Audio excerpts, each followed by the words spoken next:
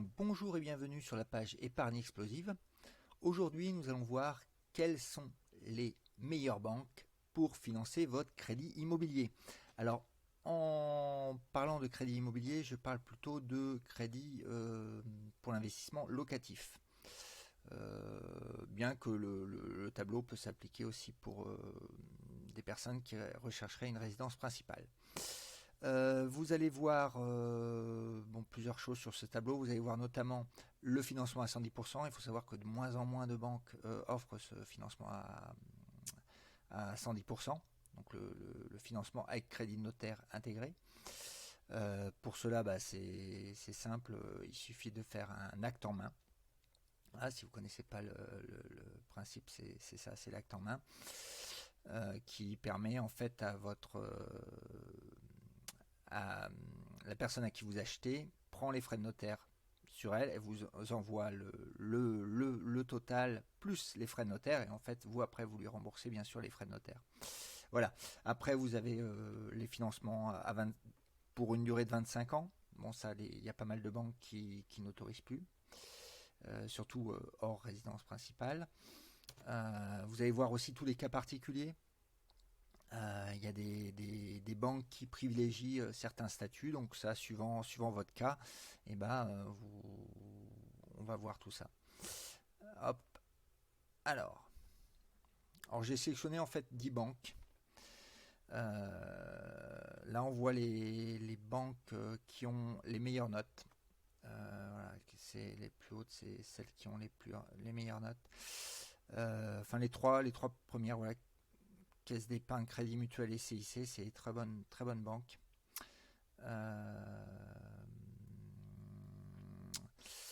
On voit le financement sans apport. Alors, en fait, financement sans apport, il y a quasiment que ces trois-là. Il y a la banque postale, mais la banque postale, elle intègre que 50% des revenus. Donc 50% des revenus, c'est pas beaucoup et ça pénalise quand même pas mal. Vous voyez qu'il y a quand même des banques qui intègrent plus de revenus, qui intègrent 80% de revenus. Donc ça, voilà, c'est...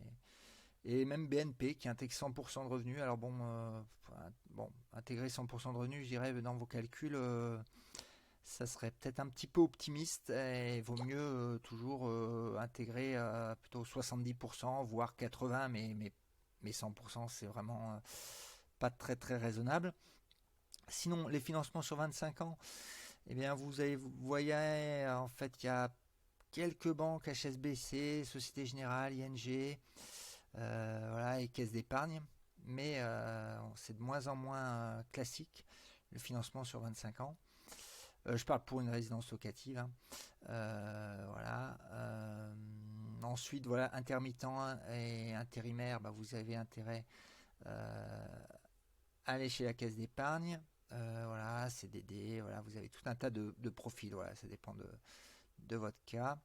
Je vous laisserai ce tableau si vous voulez le regarder tranquillement chez vous. Le montant de l'apport demandé. Voilà, montant de l'apport demandé. Et puis vous avez les taux. Bon, les taux, il faut savoir qu'en ce moment c'est assez bas, hein, ça va de 1 à 2%, enfin 2% même, normalement il n'y en a pas. Enfin, après ça c'est les taux moyens, donc vous pouvez avoir plus, vous pouvez avoir moins, voilà, mais ça vous donne une bonne fourchette de taux. Voilà. Eh bien, n'hésitez pas à télécharger le tableau si vous le souhaitez. Et n'hésitez pas à poser vos questions s'il y a des choses pas claires. J'y répondrai avec plaisir. Et puis n'hésitez pas également à vous abonner à la chaîne Épargne Explosive. Je vous remercie. Au revoir.